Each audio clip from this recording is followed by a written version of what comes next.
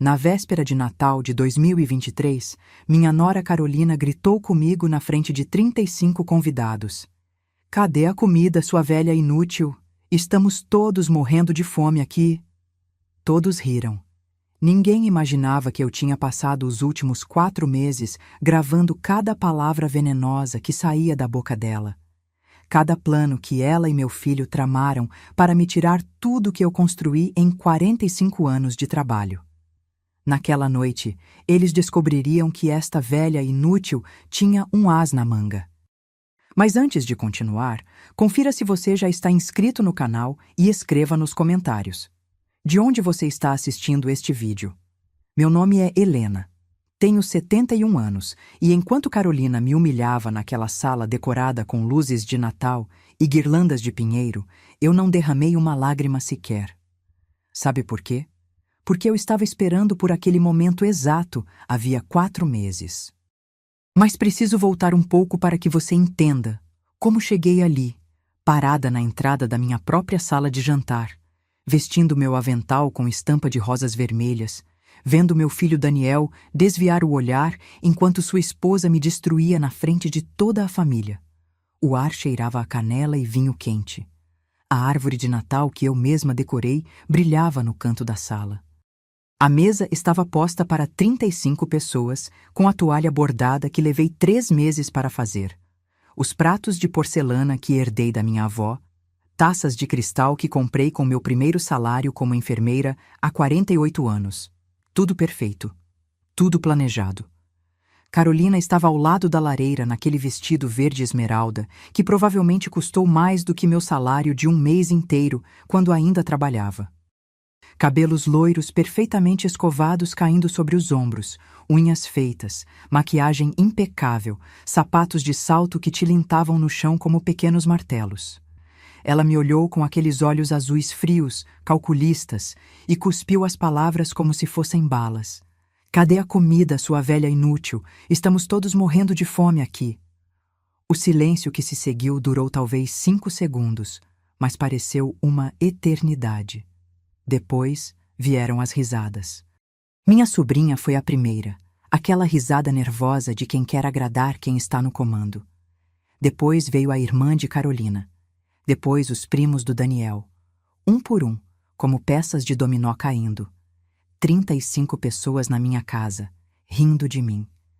Daniel, meu único filho, o menino que criei sozinha depois que o pai dele nos abandonou quando ele tinha apenas 3 anos. Aquele homem de 45 anos que jurou me proteger sempre estava sentado no sofá com um copo de uísque na mão, olhando para o chão como se o piso de madeira fosse a coisa mais interessante do mundo. Minha filha mais nova, Beatriz, estava encostada na parede. Vi quando ela trocou um sorriso cúmplice com Carolina. Minha própria filha. Sabe o que mais me machucou naquele momento? Não foram as palavras venenosas, não foram as risadas cruéis. Foi ver o rosto da minha neta Sofia, com apenas 19 anos, sentada na escada com lágrimas escorrendo pelo rosto. Ela sabia. Ela tinha sido a única a me avisar 3 meses antes. Vovó, aquela mulher não te ama. Ela está te estudando, planejando alguma coisa. Mas eu, ingênua como fui, pensei que poderia mudar as coisas com paciência, com carinho, com portas abertas e refeições feitas com amor. Como eu estava enganada. Carolina deu 3 passos na minha direção. Seus saltos ecoavam no silêncio como tiros. O quê? Não vai dizer nada? Ou será que perdeu a capacidade de se defender também? Todos esperavam que eu fizesse o que sempre fazia. Abaixar a cabeça, pedir desculpas, correr para a cozinha, servir o jantar com um sorriso no rosto. Ser a boa velhinha, a avó querida, a mulher invisível que existe apenas para servir os outros. Mas naquela noite, algo dentro de mim se rompeu. Olhei para cima, encontrei o olhar dela, e pela primeira vez em 4 meses aguentando seu desprezo, suas ordens, seus insultos, seus pedidos absurdos às 5 da manhã, pela primeira vez, sorri. Não era um sorriso gentil. Era o sorriso de uma mulher que sabe exatamente o que vai acontecer nas próximas 2 horas. Você tem razão, Carolina. Eu disse com uma calma que surpreendeu até a mim mesma. Tenho sido inútil mesmo por muito tempo. Vi seus lábios se curvarem em um sorriso de vitória. Ela pensou que tinha vencido. Mas esta noite, continuei, caminhando lentamente em direção ao centro da sala. Isso vai mudar. Esta noite, todos vocês vão descobrir exatamente para que eu sirvo. Tirei um pequeno controle remoto do bolso do meu avental. Ninguém havia notado aquele objeto preto e discreto. Esta noite, repeti, todos vão ver quem realmente é a inútil aqui. Apertei o botão. A televisão grande da sala acendeu em alta definição, e o que começou a ser exibido fez o rosto de Carolina mudar de cor em questão de segundos. Do dourado bronzeado para o branco pálido, depois para um verde enjoativo. Porque o que todos estavam vendo era ela. 2 dias antes, naquela mesma sala, falando ao telefone com a irmã. Relaxa, Marina. Em 6 meses no máximo a velha morre ou a gente coloca ela num asilo. Esta casa vale pelo menos 10 milhões. As outras propriedades nem imagino quanto. Quando tudo for nosso, vendemos tudo e nos mudamos para o litoral. Daniel já assinou os papéis que preparei. O idiota confia em mim cegamente. O silêncio que caiu sobre aquela sala era tão denso que você poderia cortá-lo com uma faca. E eu, parada no meio de todos eles, com meu avental de rosas vermelhas e minhas mãos enrugadas de 71 anos, só conseguia pensar uma coisa. Ora, ora, minha querida. Agora vamos ver quem é a inútil de verdade. Preciso que você entenda uma coisa sobre mim. Eu não nasci em berço de ouro. Não herdei nada de ninguém. Não me casei com um homem rico que me sustentou. Tudo o que você vê aqui, cada tijolo desta casa, cada móvel, cada centavo no banco, eu construí com estas mãos que agora tremem de artrite, mas que um dia trabalharam até sangrar. Cheguei a São Paulo em 1975. Tinha acabado de fazer 23 anos, com uma mala de papelão e 200 cruzeiros no bolso. Vinha do interior do Paraná, de uma cidade pequena onde as oportunidades morriam antes mesmo de nascer. Minha mãe me abraçou na rodoviária e disse algo que nunca esqueci. Helena, nesta vida ninguém vai te dar nada de graça, mas também não deixe que tirem o que é seu. Na época, não entendi completamente o que ela quis dizer. Eu era jovem, sonhadora, acreditava que trabalho duro e bondade eram suficientes. Como eu estava errada. Consegui emprego como auxiliar de enfermagem em um hospital público. 12 horas por dia, 6 dias por semana, salário mínimo. Morei em uma pensão que dividia com outras 5 mulheres. O banheiro era no corredor. No inverno, a água do chuveiro era tão gelada que doía na pele. Mas eu economizava. Cada centavo que não gastava com transporte, guardava. Cada refeição que não comprava na rua, preparava com o mínimo possível. Em 1980, uma colega de trabalho me disse que estavam vendendo um terreno pequeno na Zona Leste. 40 mil cruzeiros. Era uma fortuna para mim. Mas juntei todo o dinheiro que tinha economizado em 5 anos, peguei o resto emprestado com juros altos e comprei. As pessoas acharam que eu tinha enlouquecido. Para que você quer um terreno se nem tem casa? Eu não respondia. Apenas trabalhava mais. 3 anos depois, aquele terreno valia 4 vezes mais. Vendi. Comprei 2 terrenos menores em bairros diferentes. Vendi em 1987. Comprei uma casa pequena. Você percebe o padrão? Eu não era inteligente por ter estudado em universidades caras. Eu era inteligente porque aprendi algo crucial. Observar em silêncio permite aprender. E quem aprende, sobrevive. Conheci Roberto em 1978.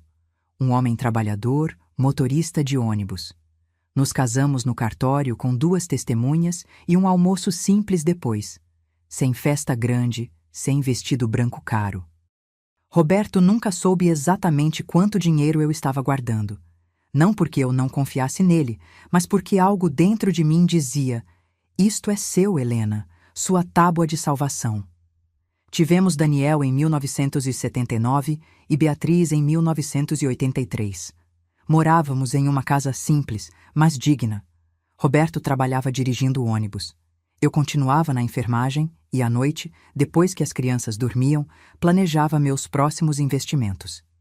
Sempre com escritura em meu nome, sempre em silêncio.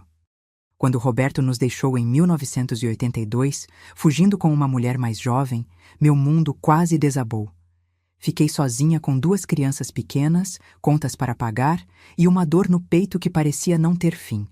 Mas eu não podia me dar ao luxo de desmoronar. Então, sequei as lágrimas e continuei. O que ninguém sabia, nem mesmo meus filhos, era que em 2010 eu já possuía 6 imóveis avaliados em mais de 8 milhões de reais. Morava nesta casa que comprei em 1995. Alugava as outras 5. O dinheiro entrava todo mês em uma conta que só eu controlava. Por que não contei nada aos meus filhos? Porque minha mãe tinha razão. As pessoas mudam quando sentem o cheiro de dinheiro. E eu queria saber quem amava Helena, a mulher do interior que fazia pão caseiro todo domingo. Não queria nem imaginar quem quereria Helena, dona de 8 milhões em propriedades. Durante anos, meus filhos acreditaram que eu vivia da minha aposentadoria como enfermeira e de algumas economias modestas. Eu os ajudava quando precisavam. Faculdade do Daniel, carro da Beatriz, entrada do apartamento da Sofia. Mas nunca dei tudo. Nunca abri completamente as portas do cofre. E graças a Deus não abri, porque em 2021, quando Daniel chegou em casa com Carolina, eu vi algo nos olhos daquela mulher que reconheci imediatamente. Fome. Não fome de comida, mas fome de posses, de controle, de dinheiro que não lhe pertencia. A primeira vez que vi Carolina foi em um sábado de abril. Daniel a trouxe para almoçar sem avisar. Eu estava na cozinha fazendo feijoada desde as 7 da manhã. O cheiro de feijão preto, linguiça e bacon perfumava a casa inteira. Eu usava meu avental velho. Meu cabelo estava preso em um coque simples, minhas mãos cobertas de farinha, porque também estava preparando farofa. Ouvi a porta abrir e a voz animada do Daniel. Mãe, quero te apresentar alguém especial. Saí enxugando as mãos, e lá estava ela. Carolina tinha cerca de 1,70 m, corpo de academia cara, pele impecável, cabelos loiros que brilhavam sob a luz, vestindo calça jeans de grife e blusa de seda que custava facilmente R$1.000. Mas não foram as roupas que me chamaram a atenção. Foram seus olhos, azuis, bonitos, mas frios como gelo. O tipo de olhar que mede, avalia, calcula. Ela me examinou de cima a baixo em menos de 3 segundos. Vi quando seus olhos passaram pelo meu avental manchado, minhas chinelas gastas, minhas mãos enrugadas. E vi o sorriso. Não era genuíno. Era o sorriso de quem acabou de confirmar uma suspeita.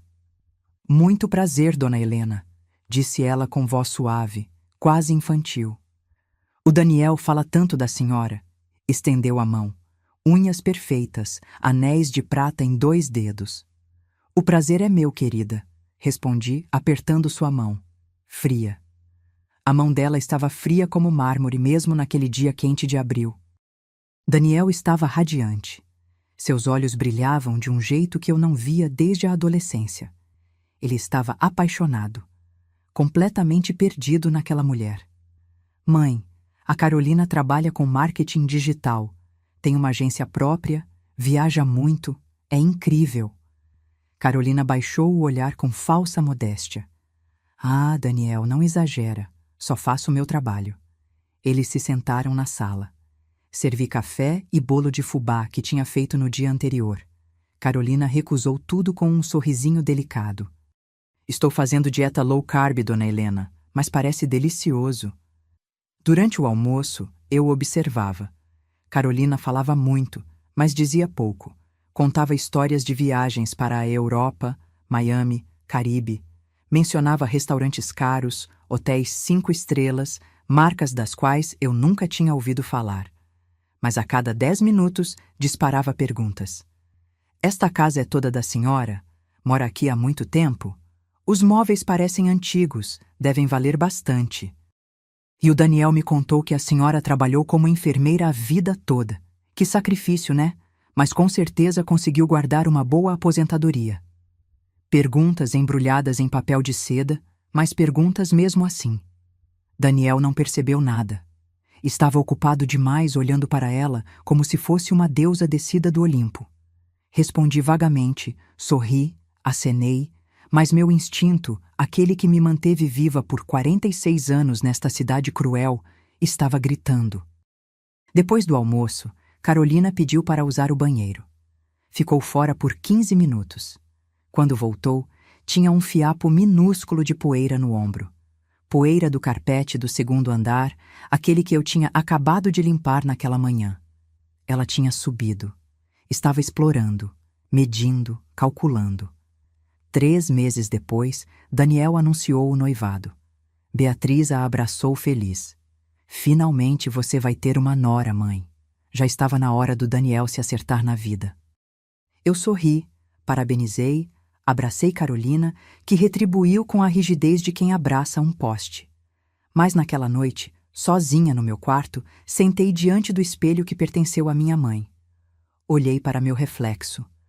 As rugas ao redor dos olhos que contam histórias de 5 décadas de trabalho, os cabelos brancos que não me preocupo mais em tingir, minhas mãos que parecem mapas de batalhas vencidas. E me perguntei se estava ficando paranoica, se estava inventando problemas onde não existiam. Mas então me lembrei de um detalhe. Quando Carolina usou meu banheiro, minha bolsa estava na mesa da sala.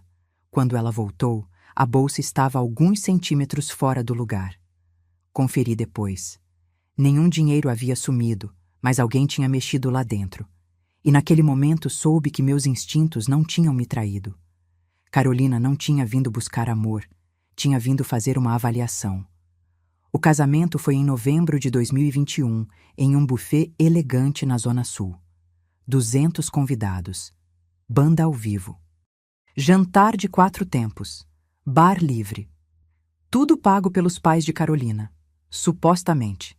Porque 3 semanas antes do casamento, Daniel apareceu na minha porta com uma expressão que eu nunca tinha visto.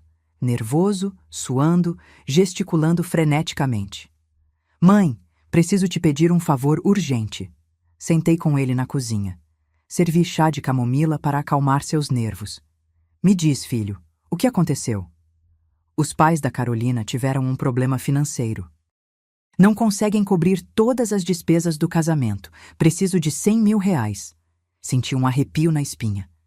100 mil reais, Daniel? Eu sei, mãe, eu sei. Mas já acertamos tudo, demos entrada em tudo. Se não pagarmos agora, perdemos o dinheiro do sinal. E a Carolina? A voz dele falhou. A Carolina sonha com esse casamento desde pequena. Olhei nos olhos do meu filho, o menino que criei sozinha depois que o pai fugiu. O adolescente que me ajudava a carregar compras. O jovem que me abraçou quando fiquei doente e prometeu sempre cuidar de mim. Onde estava aquele homem? Daniel, 100 mil reais é muito dinheiro. Vivo da minha aposentadoria e... Por favor, mãe, eu te pago de volta. Assino um documento, o que você quiser, mas por favor me ajuda. Ele tinha lágrimas nos olhos. E eu, ingenuamente, cedi. Dei a ele o dinheiro que juntei centavo por centavo. Ele não assinou documento nenhum. Não precisa, mãe. Somos família. O casamento foi espetacular. Carolina parecia uma princesa em um vestido que deve ter custado 50 mil reais. A família dela chegou em carros importados. Brindaram com champanhe francês.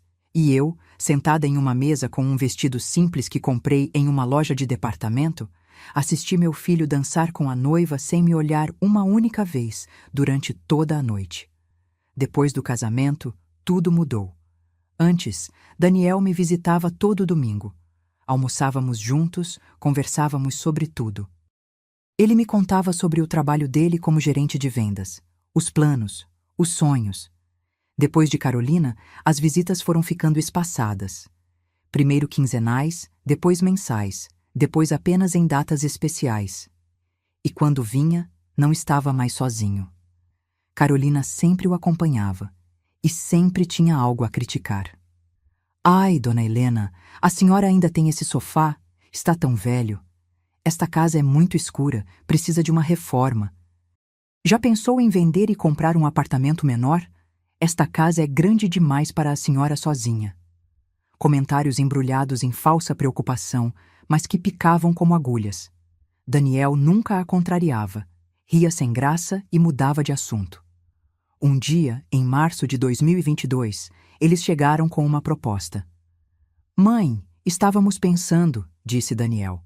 Esta casa é muito grande para você ficar sozinha aqui. Que tal se a gente viesse morar com você? Assim podemos cuidar da senhora. E você pode nos ajudar com as despesas. Carolina sorriu docemente. Meu primeiro instinto foi dizer não categoricamente. Mas vi o rosto esperançoso do Daniel. Vi meu filho, não a mulher que o manipulava. Deixa eu pensar, respondi. Não dormi naquela noite. Levantei às 3 da manhã, fiz café, sentei no quintal olhando as estrelas.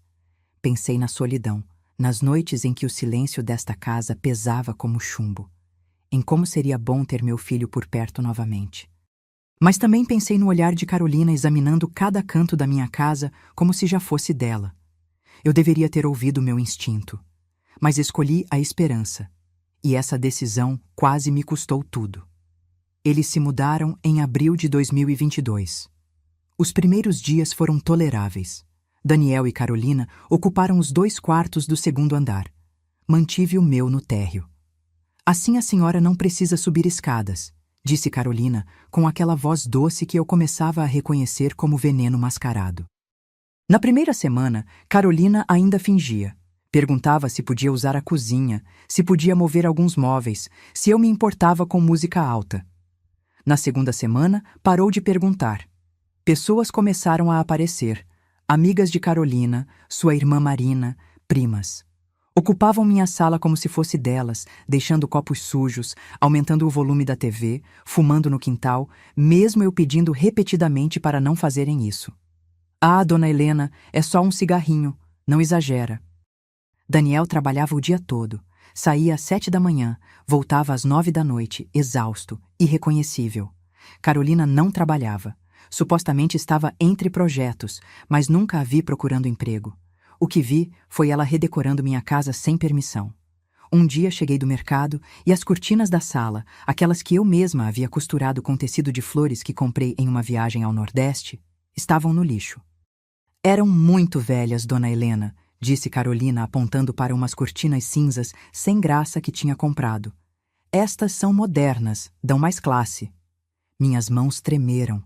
Aquelas cortinas eram especiais. Tinha feito quando Daniel era adolescente. Levei 2 meses costurando à mão. Carolina, aquelas cortinas significavam muito para mim. Ai, dona Helena, não fica assim por causa de cortina, é só pano. Além do mais, já joguei fora. O caminhão de lixo já passou. Naquela noite chorei no meu quarto. Chorei pelas cortinas.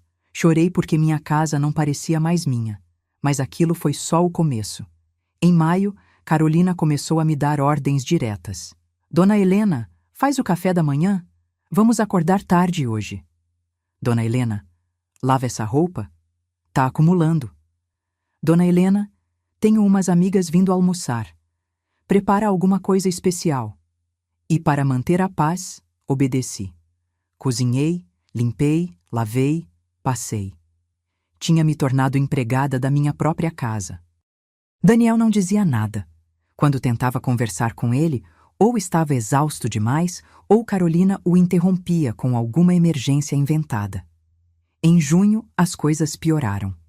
Carolina começou a me acordar às 5:30 da manhã, batendo na porta do meu quarto. Dona Helena, preciso de café. Levanta logo. Pegou a chave de um dos quartos extras. Vamos usar como closet. A senhora não precisa dele. Naquele quarto, eu guardava as coisas do Roberto, memórias dos meus filhos pequenos, álbuns de fotos antigas. Carolina, por favor, aquele quarto é especial para... Dona Helena, seu ex-marido te abandonou há 40 anos. Precisa superar isso. Senti como se tivesse levado um tapa. Em julho, descobri que Carolina estava mexendo nas minhas coisas. Encontrei gavetas da minha escrivaninha abertas, papéis fora do lugar, meu talão de cheques desorganizado. Confrontei. Você estava mexendo nos meus documentos? Claro que não, dona Helena. A senhora deve estar confusa. Na sua idade é normal. Na sua idade. Como se eu fosse uma velha senil inventando coisas, mas eu não estava confusa. E naquele mesmo dia, tomei uma decisão. Liguei para Sofia, minha neta. Preciso da sua ajuda, mas ninguém pode saber. Nem sua mãe, nem seu tio, ninguém. O que foi, vó? Precisa me ensinar a usar essas câmeras pequenas de segurança que vendem na internet. Sofia chegou 2 dias depois. Fomos a uma loja de eletrônicos no centro. Compramos 5 câmeras minúsculas e um sistema de gravação que conectava em um tablet. Tem certeza disso, vó? Mais certeza do que nunca, minha filha. Instalamos as câmeras na sala, cozinha, corredor do 2º andar. Escondidas em vasos de plantas, atrás de livros, em molduras de quadros. Carolina e Daniel nunca perceberam. E então comecei a gravar tudo. Cada comentário maldoso, cada insulto, cada conversa telefônica que Carolina tinha quando achava que estava sozinha. Durante 4 meses, acumulei provas. 4 meses de humilhações documentadas uma a uma, porque algo me dizia que precisaria delas. E eu estava certa. Setembro chegou com aquele calor sufocante de São Paulo. Numa terça-feira à tarde, meu telefone tocou. Era o Dr. Maurício Santos, meu advogado há 25 anos. Helena, precisamos conversar. É urgente. O tom da voz dele me gelou. Nos encontramos no dia seguinte em seu escritório na Avenida Paulista, um daqueles escritórios antigos com estantes até o teto e cheiro de papel envelhecido. Dr. Maurício fechou a porta e me ofereceu água. Helena, recebi ontem uma solicitação de transferência de 2 das suas propriedades, a de Moema e a da Vila Mariana. Senti o mundo girar. Como assim? Alguém apresentou documentos para transferir essas propriedades, com sua assinatura e selo oficial. Doutor. Maurício, eu não assinei nada. Eu sei, por isso te chamei. Ele me entregou uma pasta. Abri com mãos trêmulas. Havia documentos oficiais, procurações, solicitações de transferência e, no final, papéis que eu supostamente teria assinado, autorizando a transferência de 2 propriedades avaliadas em mais de 5 milhões de reais para Daniel Ferreira Silva e Carolina Mendes Silva. A assinatura se parecia com a minha. Não era perfeita, mas era parecida. Falsificação, disse Dr. Maurício. E não é a primeira tentativa. Há um mês, uma jovem veio ao escritório perguntando sobre todas as suas propriedades. Loira, bem vestida, muitos anéis. Perguntou quantos imóveis você tinha, onde ficavam, quanto valiam. Disse que era sua nora e tinha direito de saber. Senti uma tontura. Precisei me apoiar na cadeira. Dr. Maurício me serviu mais água. Helena, isso é crime.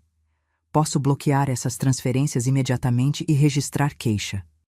Mas preciso que me diga, quem tem acesso aos seus documentos, aos seus carimbos?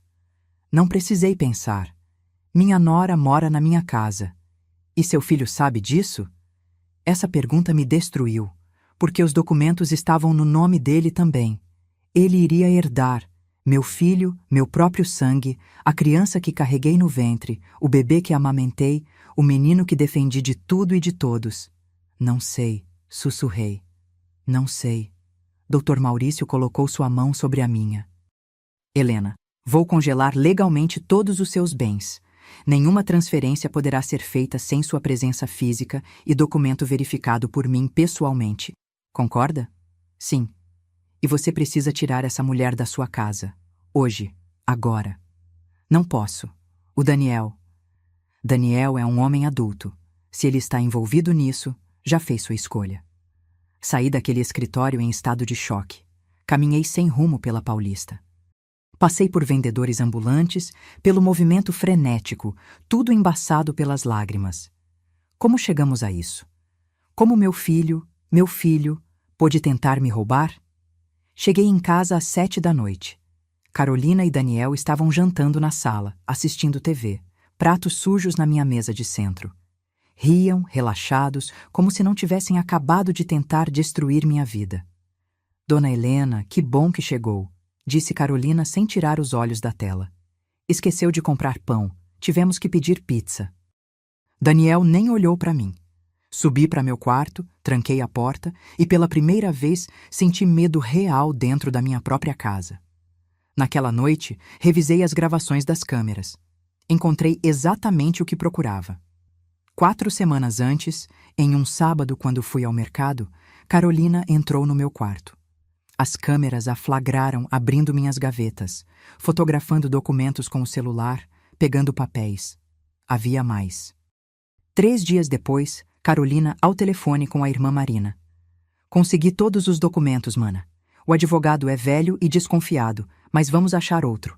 Em 2 semanas teremos os imóveis. A velha nem vai perceber até ser tarde demais. E então, a pior parte. Daniel entra na sala enquanto Carolina organiza os documentos roubados. Tem certeza que isso vai funcionar? Pergunta meu filho. Confia em mim, amor. Sua mãe é velha, não vai checar nada. E quando checar, já vai ser tarde. Esses imóveis valem uma fortuna. Podemos vender, investir, ir morar onde quisermos. E se ela ficar brava? Ela é sua mãe, vai entender. E se não, bom, é a vida. Uma hora tudo ia passar para você mesmo. Estamos apenas nos antecipando. Daniel acenou com a cabeça. Meu filho concordou. Chorei até não ter mais lágrimas, porque naquela noite perdi algo mais valioso que qualquer propriedade. Perdi meu filho. E foi ali que decidi. Se iam me destruir, eu garantiria que se arrependessem todos os dias pelo resto da vida. Outubro transformou minha vida em um tipo diferente de inferno, porque Carolina era astuta, muito astuta.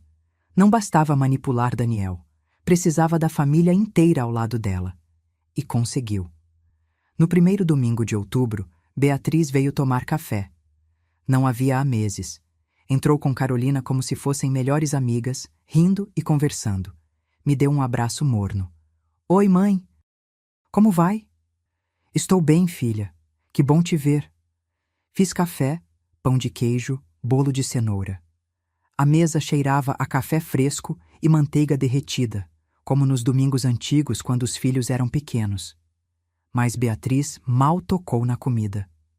Mãe, a Carolina me disse que você anda muito difícil ultimamente. Larguei a xícara.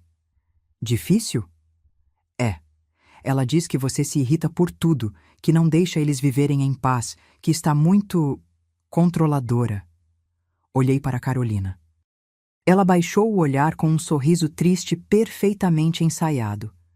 Eu não disse exatamente isso, Bia. Apenas comentei que a dona Helena está passando por um momento difícil. É normal na idade dela. Minha avó também ficou muito complicada antes de irmos interná-la. Deixou a frase no ar. A mensagem era clara. Mãe, continuou Beatriz, acho que você deveria considerar, sei lá, vender esta casa. É grande demais. Com o dinheiro, poderia comprar um apartamento menor, mais adequado. Mais adequado para quê? Para a sua idade? Minha idade. Sempre minha idade como desculpa para tudo. Esta é minha casa, Beatriz. Comprei com meu próprio dinheiro. Não vou vender. Ah, mãe, sempre tão teimosa. Pensa com carinho. Daniel e Carolina poderiam ajudar na venda, poupar você do estresse. Que conveniente. Depois daquele dia, visitas se multiplicaram, mas não para me ver, para me julgar.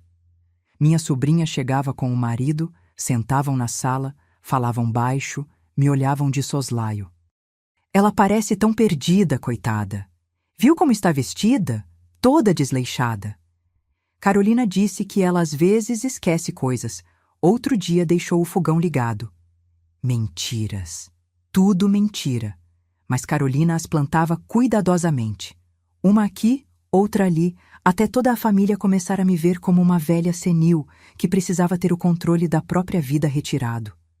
Em reuniões familiares, me excluíam das conversas. Falavam de mim na terceira pessoa como se eu não estivesse ali. O que vamos fazer com ela? Alguém precisa tomar decisões. Ela não pode continuar morando sozinha. Tecnicamente não mora sozinha. Daniel está lá. Mas ele trabalha muito. É Carolina quem realmente cuida dela. Carolina, a santa. Carolina, a abnegada. Carolina que abdicou da carreira para cuidar da sogra doente. Doente de quê? de dignidade. Certa tarde, Beatriz chegou com papéis. Mãe, Carolina e eu achamos que seria bom você dar uma procuração para o Daniel. Caso algo aconteça, ele pode administrar seus assuntos. Meus assuntos? Suas contas, mãe, seus pagamentos. Não queremos que esqueça de pagar algo e cortem sua luz ou água. A manipulação era tão descarada que quase ri. Não vou assinar isso, Beatriz. Mãe, não seja teimosa. É para seu próprio bem. Eu disse não. Beatriz suspirou exasperada, como se eu fosse uma criança birrenta. Tudo bem, mas quando precisar de ajuda, não diga que não oferecemos. Saiu batendo a porta. A solidão que senti foi absoluta. Não era apenas estar fisicamente sozinha. Era saber que minha própria família me havia abandonado, que me viam como um peso, uma conta bancária ambulante. Sentei no quintal sob a jabuticabeira que plantei quando me mudei para cá. Os galhos balançavam ao vento. E pela primeira vez considerei me render, dar o que queriam, assinar os papéis, mudar para um apartamento pequeno, desaparecer. Seria mais fácil, menos doloroso. Mas meu telefone tocou. Sofia. Vó, você tá bem? Não responde minhas mensagens há dias. A voz dela, a única pessoa que ainda me via como Helena, não como obstáculo. Sim, minha filha, estou bem. Não acredito. Sua voz está estranha. Posso ir te ver? Não, querida. É tarde. Então vou amanhã sem falta. Desligou antes que eu pudesse protestar. No dia seguinte, Sofia chegou às 10 com uma sacola de pães da padaria da esquina. Vamos tomar café juntas, vó, como antigamente. Preparei café com leite, sentamos na cozinha e pela primeira vez em meses me senti humana. Vó, você precisa sair dessa, disse Sofia depois que contei tudo. Não pode deixar pisarem em você. Estou tão cansada, filha. Exatamente por isso. Porque se desistir agora, eles vencem. E você não é de desistir. É a mulher que veio do interior sem nada e construiu tudo isso. Esqueceu? Ela tinha razão. Naquela tarde, subi ao sótão. Vasculhei caixas antigas até encontrar uma lata enferrujada com lembranças da juventude. Fotos. Eu, aos 23 anos, recém-chegada em São Paulo, magra, assustada, mas com fogo nos olhos. Cartas que escrevi para mim mesma nos momentos difíceis. E um broche de prata que pertenceu à minha mãe. Segurei nas mãos. Pesava pouco, mas significava muito.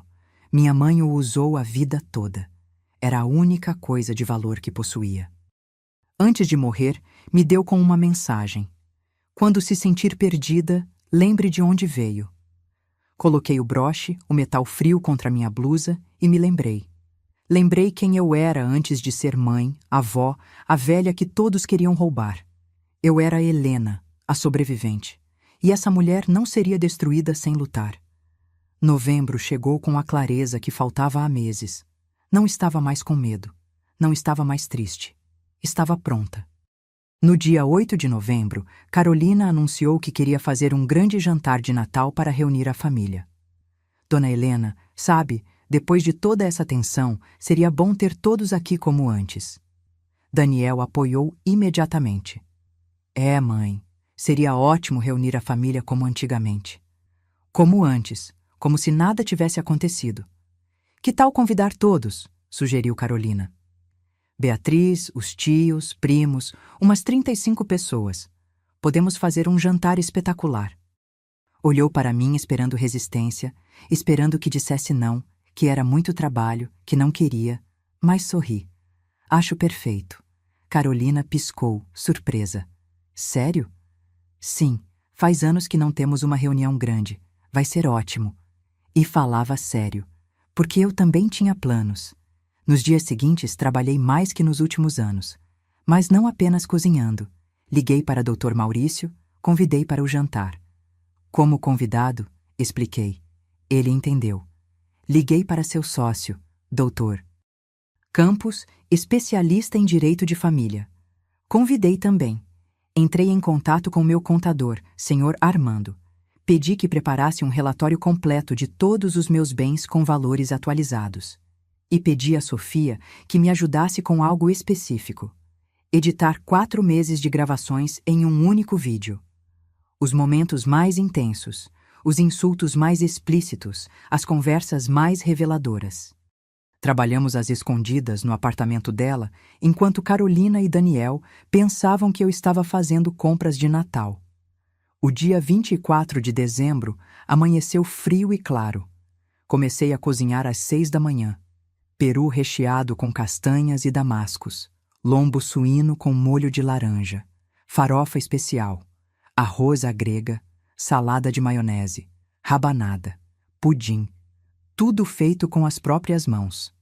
A cozinha cheirava a especiarias, cravo, canela, amor transformado em comida. Carolina desceu às 10. Está tudo pronto, dona Helena? Vou começar a arrumar a mesa agora. Por que ainda não arrumou? O pessoal chega às 7. Respirei fundo. Vou arrumar agora. Peguei a toalha bordada, a porcelana fina, os copos de cristal que herdei da minha avó. Tudo brilhava.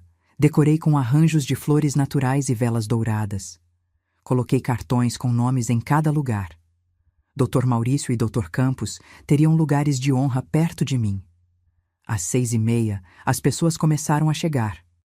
Beatriz com a família, sobrinha com o marido, primos, tios, amigos de Carolina e Daniel. Todos trouxeram presentes, todos sorrindo, todos parabenizando Carolina por organizar aquela confraternização linda. Ninguém me parabenizou por cozinhar 3 dias, mas não importava. Eu sabia o que vinha. Às 7h15, quando todos estavam acomodados com taças de vinho nas mãos, Carolina se posicionou no centro da sala. Bem, família, antes do jantar, queremos agradecer por estarem aqui. Este ano foi complicado, mas estamos felizes por estarmos juntos. Aplausos. Sorrisos. Eu estava na porta da cozinha com meu avental de rosas vermelhas, observando. E queremos agradecer especialmente a mamãe Helena, continuou Carolina com voz melosa, por abrir a casa para nós, por nos acolher, por tentar ajudar do jeito dela. Risinhos. Embora tenhamos que ser honestos, prosseguiu Carolina, ela anda meio distraída ultimamente. Outro dia esqueceu a torneira aberta. Anteontem deixou a porta da geladeira entreaberta a noite toda. Mais risadas, agora menos constrangidas, mais cruéis. Por isso, Daniel e eu achamos que talvez seja a hora de outras pessoas tomarem algumas decisões importantes, para o bem dela. Beatriz assentiu. Minha sobrinha também. Todos me olhavam com pena. Carolina se aproximou. Então, dona Helena, cadê o jantar? Estamos todos com fome. Fez uma pausa dramática. Ou a senhora também esqueceu de cozinhar?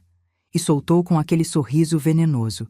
Cadê a comida, sua velha inútil? Estamos todos morrendo de fome aqui. Silêncio. Depois risos nervosos, primeiro hesitantes, depois mais altos. Daniel olhava para o chão. Beatriz riu cobrindo a boca. E eu sorri, porque o momento tinha chegado. Caminhei lentamente até o centro da sala. Meus passos ressoavam no piso. Todos me olhavam esperando que abaixasse a cabeça, pedisse desculpas, corresse para servir o jantar como a boa velhinha que deveria ser. Mas tirei o pequeno controle remoto do bolso do avental. Você tem razão em uma coisa, Carolina, disse claramente, mais claramente do que estive nos últimos meses. Tenho sido inútil por muito tempo. Carolina sorriu vitoriosa. Mas esta noite, continuei, isso muda. Esta noite todos vão descobrir exatamente para que eu sirvo. Apertei o botão. A televisão grande acendeu. A imagem apareceu em alta definição. Interior da minha casa. Sala de estar. Data no canto. 21 de dezembro, 3 dias atrás. Carolina sentada no sofá ao telefone. A voz dela saiu nítida pelos alto-falantes. Relaxa, Marina. Em 6 meses, no máximo, a velha morre ou a gente interna ela. Esta casa vale pelo menos 10 milhões. As outras propriedades não sei quanto valem, mas o advogado velho não quis falar. Mas quando for nosso, vendemos tudo e vamos para a praia. Daniel já assinou os papéis que preparei. O idiota não lê nada do que ponho na frente dele. O silêncio que caiu poderia ser ouvido na rua inteira. Carolina ficou pálida, depois vermelha, depois roxa. "O que é isso?" sussurrou. "Isso", respondi calmamente. "É a verdade." Passei para o próximo vídeo. Carolina no meu quarto abrindo gavetas, fotografando documentos. Data: 2 meses atrás. Depois outro. Carolina conversando com Marina. "Tenho quase tudo. As escrituras, as contas. A velha guarda tudo naquela escrivaninha velha. Ela é tão boba, acha que ninguém tá vendo." Suspiros de choque enchiam a sala. Beatriz estava com a mão na boca. Minha sobrinha deixou cair a taça. Vinho se espalhou pelo chão. "Não é o que parece", Carolina gaguejava. "Não é você?" Coloquei o próximo vídeo. "Porque seu rosto está muito nítido aqui. Este é de 10 de novembro. Carolina e Daniel na sala conversando. "Tem certeza que vai funcionar?" Meu filho perguntou. "Confia em mim, amor. Sua mãe é velha, não vai perceber nada. E quando perceber, vai ser tarde. Essas propriedades valem milhões. E se ela ficar brava, o que ela pode fazer? É só uma velha sem estudo, sem contatos importantes. Ninguém vai acreditar nela." A imagem congelou, mostrando o rosto do meu filho concordando. Daniel se levantou tremendo. "Mãe, eu... E você, Daniel?" Minha voz não tremia. "Vai me dizer que não é o que parece?" Ele não respondeu, porque não podia negar o que todos tinham visto e ouvido. Exibi o próximo vídeo, e o seguinte, e o seguinte. 4 meses de provas. Carolina me insultando quando pensava estar sozinha, me chamando de velha ridícula, peso morto, obstáculo. Carolina conspirando com Daniel para me convencer a assinar procuração. Carolina dizendo a Beatriz que eu estava perdendo a cabeça e que precisavam assumir controle antes que eu fizesse besteira com o dinheiro deles. Beatriz gritou. "Eu não sabia que ela estava gravando tudo. Ela me disse que você estava doente." "E você acreditou nela sem me consultar?" Confrontei. "Sou sua mãe, Beatriz. Sua mãe. E você escolheu acreditar em uma estranha." Beatriz começou a chorar, mas lágrimas não me comoviam mais. Fiz sinal para Dr. Maurício. Ele se levantou, terno impecável, pasta de couro na mão. "Boa noite a todos. Meu nome é Maurício Santos, advogado e representante legal da senhora Helena há 25 anos. Todos os olhares se voltaram. "Estou aqui como testemunha do que vocês presenciaram e também para informá-los sobre algumas coisas que talvez não saibam sobre a senhora Helena." Abriu a pasta, retirou documentos. "A senhora Helena Ferreira possui 6 imóveis em São Paulo." Começou a ler endereços e valores. Um em Moema, avaliado em 7.800.000 reais. Um na Vila Mariana, 3.200.000. Um em Pinheiros, 2.900.000. Um apartamento na Consolação, 2.500.000. 2 espaços comerciais no centro, avaliados em 1.800.000 cada. Fez pausa. Silêncio absoluto. No total, o patrimônio imobiliário da senhora Helena soma 15.800.000 reais. Suspiros. Murmúrios. Beatriz tinha se deixado cair na poltrona. "Além disso", continuou o doutor, "Maurício, há 3 semanas foi submetida ao meu escritório uma solicitação fraudulenta de transferência de 2 dessas propriedades com documentos falsificados, assinatura da senhora Helena forjada, em nome do senhor Daniel Ferreira Silva e da senhora Carolina Mendes Silva." Carolina tentou correr para a porta, mas Dr. Campos a bloqueou. "Não tão rápido, senhora. Fraude imobiliária é crime. Tenho aqui um mandado de busca e apreensão assinado por um juiz. A polícia está a caminho." Carolina gritou. "Isso é uma armadilha. Ela nos armou." "Uma armadilha?" Gritei pela primeira vez. "Armadilha é me proteger de roubo? Armadilha é gravar o que você dizia na minha própria casa?" Me aproximei dela. Nos olhamos cara a cara. "Você veio para esta casa atrás de dinheiro. Não de amor, não de família. Dinheiro que construí com 45 anos de trabalho. E convenceu meu filho a me trair, a me roubar, a tentar tirar tudo de mim. Você não precisa de tudo isso." Carolina explodiu. é só uma velha sozinha. Por que quer tanto? Porque é meu, minha voz gelada. Porque eu conquistei. Porque você não é ninguém para decidir o que mereço. Me virei para toda a família. 35 pessoas em choque completo. Todos vocês pensaram que, por eu ser velha, por ser gentil, por cozinhar e limpar, eu sou estúpida. Pensaram que podiam me pisar, me usar, roubar de mim. Olhei para Beatriz. Você, minha própria filha, me traiu por migalhas que Carolina prometeu. Beatriz soluçou. Mãe, eu não sabia. Você escolheu não ver porque te convinha. Olhei para todos os primos, sobrinhos, conhecidos. E todos vocês riram quando ela me humilhou, quando me chamou de inútil na frente de todos. Riram. Ninguém ousava olhar nos meus olhos. Tirei um envelope do avental. Abri. Dentro, documentos. Levantei o papel. É meu novo testamento, assinado perante cartório há 3 dias. Doutor. Maurício confirmou com aceno. Daniel Ferreira Silva e Carolina Mendes Silva, completamente deserdados, R$0. Daniel soluçou. Beatriz Ferreira, deserdada, R$0. Beatriz gritou, mãe, não. Sim, porque família não trai, família não rouba. E vocês deixaram de ser minha família quando decidiram que minha vida valia menos que meu dinheiro.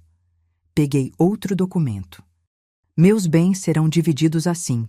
50% para minha neta Sofia Ferreira, a única que nunca me viu como instrumento financeiro. 25% para o Instituto de Apoio a Mulheres Empreendedoras, que ajuda mulheres do interior a conseguirem capital para negócios. 15% para Rosa e Marta. Apontei para 2 senhoras na cozinha. Minhas funcionárias há 20 anos. Em reconhecimento à lealdade verdadeira. E os 10% restantes para o lar de idosos Santa Clara, para que nenhuma outra mulher da minha idade seja abusada pela família. Silêncio ensurdecedor. Peguei outro envelope. Entreguei direto para Carolina. Seu presente de Natal. Carolina abriu tremendo. Dentro, 2 documentos. Primeiro, notificação de despejo. Você tem 24 horas para sair da minha casa com seus pertences. Segundo, denúncia criminal por tentativa de fraude, falsificação de documento e extorsão. Doutor, Campos a apresentou hoje de manhã. A audiência será dia 8 de janeiro. Carolina desabou no chão. Daniel veio até mim, olhos vermelhos. Mãe, por favor, me desculpa. Fui manipulado, mas ainda sou seu filho. Olhei para ele, esse homem que um dia foi meu bebê, meu orgulho, e não senti nada. Daniel, você deixou de ser meu filho quando assinou aqueles papéis para me roubar. Quando fingiu não ver enquanto sua esposa me humilhava. Quando escolheu dinheiro em vez da sua própria mãe. Família é mais que sangue. É respeito, lealdade, amor verdadeiro. E você não me deu nada disso. O abandonei. Dr. Maurício e Dr. Campos acompanharam Carolina até a porta. Lembre-se, disse o advogado. 24 horas. Se não tiver saído, voltamos com a polícia. A família começou a sair um a um, em silêncio, envergonhados. Antes de sair, Beatriz se aproximou. Mãe, nunca vai me perdoar? Não sei, Beatriz. Talvez um dia. Mas não hoje. Hoje só quero que vá embora. Ela saiu chorando. Quando todos saíram, só ficamos Sofia, Dr. Maurício, Rosa, Marta e eu naquela sala cheia de comida que ninguém tinha tocado. Sofia me abraçou forte. Vó, estou tão orgulhosa de você. Pela primeira vez em meses me permiti chorar. Mas não de tristeza, de alívio. Os 2 dias seguintes foram como estar no olho do furacão. Um silêncio pesado enquanto a tempestade final se preparava. Carolina e Daniel não saíram do 2º andar durante todo o dia 25 de dezembro. Eu conseguia ouvir as discussões acaloradas. Ela o culpando, ele a culpando. O som do amor se desfazendo em tempo real. Na manhã do dia 26, Daniel desceu sozinho. Tinha olheiras profundas. Não havia dormido. Mãe, podemos conversar? Eu estava na cozinha preparando o café. O aroma preenchia o ar, aquele cheiro que sempre me fez sentir em casa. Fala. Ele se sentou à mesa, mãos inquietas. Eu sei que não tenho desculpa. Me deixei levar por Carolina, pelas promessas, pela ideia de dinheiro fácil. Continuei mexendo o café sem olhar. Mas, mãe, eu sou seu filho, seu único filho. Vai mesmo me expulsar da sua vida assim? Desliguei o fogão, sentei de frente para ele. Daniel, você sabe quanto tempo levei construindo tudo isso? Quantas noites fui dormir com as mãos sangrando de tanto trabalhar? Quantas vezes comi só pão com manteiga para economizar R$ 50? Ele não respondeu. 45 anos. 45 anos de sacrifício para construir algo, deixar algo para vocês. E você quis pegar sem merecer, sem conquistar. Pior, roubando de mim enquanto ainda estou viva. Foi um erro. Não, Daniel. Esquecer um aniversário é erro. Falsificar documentos para roubar da própria mãe não é erro. É decisão. Uma decisão consciente que você tomou. Lágrimas desceram pelo rosto dele. E agora? Não tenho mais mãe? Meu peito apertou porque, apesar de tudo, uma parte de mim, aquela parte maternal que nunca morre completamente, queria abraçá-lo, dizer que ficaria tudo bem, perdoar. Mas a outra parte, a que sobreviveu 45 anos em uma cidade cruel, a que construiu uma fortuna do nada.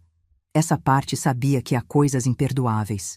Daniel, não vou fechar a porta para sempre. Mas também não vou abrir até que demonstre com ações, não com palavras, que recuperou sua dignidade. Que se tornou novamente o homem que criei.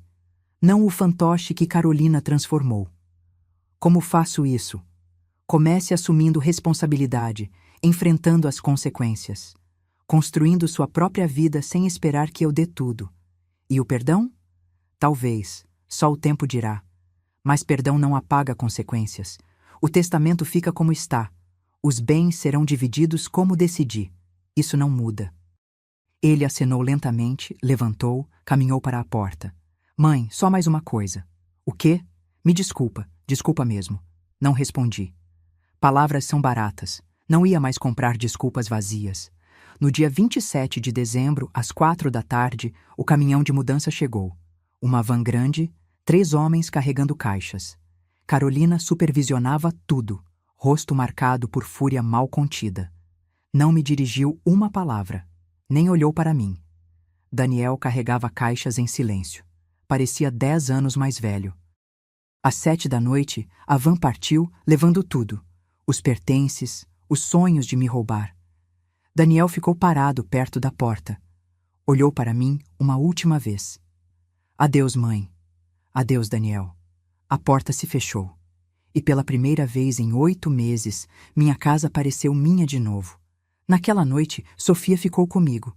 Pedimos pizza. Sentamos na sala assistindo filmes antigos. Ela se aconchegou em mim como quando era pequena. Vó, tem certeza? De deserdá-los? Absoluta certeza. E se arrepender? Minha filha, já me arrependi de muitas coisas, casar muito jovem, não ter feito faculdade, não ter viajado mais. Mas isso, recuperar minha dignidade, disso nunca vou me arrepender. Sofia sorriu. Você é a mulher mais forte que conheço. Não sou forte, filha, só estou cansada de ser fraca. Os dias seguintes foram estranhos. Bons, mas estranhos. A casa estava silenciosa. Sem gritos, sem exigências, sem desprezo. Às 6 da manhã acordava quando queria. Preparava café sem pressa. Sentava no quintal lendo livros que comprei anos atrás e nunca tive tempo de abrir. Rosa e Marta vinham 3 vezes por semana, não para limpar, mas para tomar café comigo. Tinham se tornado amigas verdadeiras. Dr. Maurício me visitou para finalizar detalhes legais. Explicou que o processo criminal contra Carolina continuaria, que provavelmente enfrentaria de 2 a 6 anos de prisão. E Daniel? Ele não assinou os documentos falsificados. Tecnicamente não é criminalmente responsável, mas o juiz poderia considerá-lo cúmplice se Carolina apresentar queixa, o que provavelmente fará para reduzir pena. Que enfrente o que tem que enfrentar, respondi. Beatriz tentou ligar 7 vezes em uma semana. Não atendi nenhuma. Finalmente apareceu na minha porta no dia 3 de janeiro. Mãe, por favor, fala comigo. Deixa eu explicar. Olhei através do portão. Minha filha, meu bebê, a menina que criei com tanto amor. Não há nada para explicar, Beatriz. Você escolheu seu lado. Agora viva com a decisão. Mas sou sua filha. E eu sou sua mãe. A mãe que criou você sozinha depois que seu pai nos abandonou. A mãe que trabalhou em 2 turnos para pagar sua faculdade. Quando você precisou, eu estava lá. Mas quando eu precisei, onde estava você? Ela não sabia o que dizer. Vá embora, Beatriz. Quando estiver pronta para um pedido sincero de desculpas, não apenas palavras vazias, conversamos. Mas hoje não. Ela foi embora chorando, e mesmo doendo, não abri a porta. No dia 9 de janeiro recebi ligação do meu contador. Senhora Helena, os depósitos de aluguel dos seus imóveis chegaram este mês, R$ 52 mil no total. Obrigada, Sr. Armando. Gostaria que transferisse 20 mil para o Instituto de Apoio a Mulheres Empreendedoras, 10 mil para o Lar Santa Clara. O restante pode ficar na conta. Perfeito. Mais alguma coisa? Sim. Quero que procure um apartamento em Pinheiros ou Vila Madalena. 2 quartos, bem iluminado, com varanda se possível. Pausa. A senhora vai se mudar? Sim, Sr. Armando. É hora de recomeçar. No dia 20 de janeiro, assinei a venda da casa em Moema por R$ 7.800.000. Um jovem casal com uma filha comprou. Adoraram a jabuticabeira no quintal. Contei a história. Como plantei quando me mudei, como crescia a cada ano. Vamos cuidar dela, prometeu a mulher. Como se fosse nossa. É tudo que peço.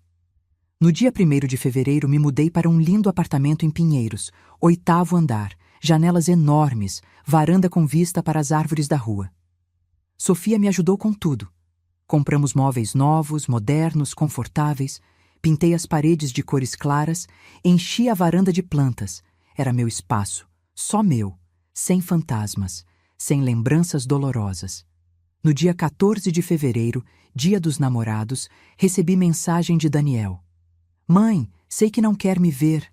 Entendo. Só queria contar que Carolina e eu estamos nos divorciando. Você tinha razão em tudo. Me perdi, mas vou me reencontrar. Prometo. Te amo. Não respondi. Mas salvei a mensagem. No dia 8 de março, Dia Internacional da Mulher, fui convidada para dar palestra no Instituto de Mulheres Empreendedoras. 30 mulheres do interior. Todas empreendedoras, todas guerreiras. Contei minha história. Não a versão editada. Tudo. A traição, o abuso, como quase desisti, como me reergui. No final, uma mulher na casa dos 50 se aproximou chorando. Obrigada, dona Helena. Eu estava prestes a transferir minha casa inteira para meu filho. Mas depois de ouvir sua história, não vou mais. A abracei forte. Nunca abra mão da sua dignidade por medo da solidão. É melhor estar sozinha do que em má companhia. No dia 21 de março, primeiro dia de outono, me inscrevi em aulas de pintura. Algo que sempre quis fazer, mas nunca tive tempo. Descobri que tinha talento. Minha professora disse que eu pintava com alma. Pintei a jabuticabeira da minha antiga casa. Pintei as montanhas do Paraná. Pintei uma jovem com mala de papelão chegando a uma grande cidade. Medo nos olhos, mas fogo no coração. Essa era eu aos 23 anos. Acima de tudo, o tempo não cura tudo, mas ensina que sobreviver não é apenas respirar, é escolher viver com dignidade. Dezembro de 2024 chegou com aquele cheiro característico de São Paulo no fim de ano, mistura de panetone, café fresco e a umidade que anuncia as festas. Hoje é 24 de dezembro, exatamente um ano desde aquele jantar de Natal que mudou tudo. Estou no meu apartamento em Pinheiros, na varanda, com uma xícara de chocolate quente nas mãos e um xale de lã sobre os ombros. O sol da tarde pinta o céu de laranja e rosa. Não estou sozinha. Sofia está na cozinha preparando rabanada. Rosa e Marta chegaram há 1 hora com panetone artesanal e café especial. Dr. Maurício chegará mais tarde com a esposa, e convidei 4 mulheres que conheci no instituto. Mulheres que reconstruíram vidas depois que as próprias famílias tentaram destruí-las. Esta é minha família agora. Não a de sangue, mas a que escolhi. Muita coisa aconteceu nestes 12 meses. Carolina foi a julgamento, considerada culpada de fraude e tentativa de estelionato, condenada a 5 anos de prisão. Recorreu e perdeu. Agora cumpre pena em regime semiaberto. Daniel não foi processado, mas o escândalo arruinou sua reputação. Perdeu o emprego. Teve que se mudar para um apartamento pequeno na Zona Leste. Trabalha como vendedor autônomo. Escreveu 28 vezes este ano. Cartas longas pedindo desculpas, explicando, implorando. Respondi 4 vezes. Respostas curtas, sem promessas. Em julho, quando completei 72 anos, apareceu na minha porta com um bolo de chocolate, meu favorito. Deixei entrar. Tomamos café. Conversamos como não fazíamos há anos. Não o perdoei. Mas deixei a porta entreaberta. Beatriz também tentou se aproximar. Mais devagar, mais cautelosa. Em setembro veio com os filhos, meus netos. Não havia há 8 meses. Mãe, não vim pedir dinheiro, nem herança, nada disso. Só queria dizer que sinto muito e que mesmo que me rejeite, vou continuar tentando. Brincamos com as crianças a tarde toda. Não falamos do que aconteceu, mas ela lavou a louça sem eu pedir. Quando foi embora, me deu um abraço longo. Passos curtos. É tudo que posso dar por enquanto. Investi o dinheiro da venda da casa em Moema no fundo para mulheres empreendedoras. Até agora, apoiamos 67 mulheres. 67 guerreiras que agora têm negócios próprios. Também comprei um apartamento pequeno no Paraná, em minha cidade natal. Vou lá a cada 2 meses. Fico 1 semana. Caminho pelas ruas onde cresci. Visito os poucos amigos de infância que restam. E me lembro de quem eu era antes de ser mãe, esposa, vítima, guerreira. Eu era Helena. Apenas Helena. E isso basta. As aulas de pintura se tornaram minha terapia. Pintei tanto este ano que minha professora sugeriu uma pequena exposição. Mulheres Inquebráveis foi o nome. 12 pinturas, 12 histórias de mulheres brasileiras que sobreviveram. Minha avó, minha mãe, eu, Rosa, Marta, as mulheres do interior. Vendemos tudo. O dinheiro foi para o instituto. Também comecei a escrever um livro. Chama-se A Velha que Não Era Inútil. Conto toda a história, sem filtros, sem suavizar nada. Já tem 180 páginas.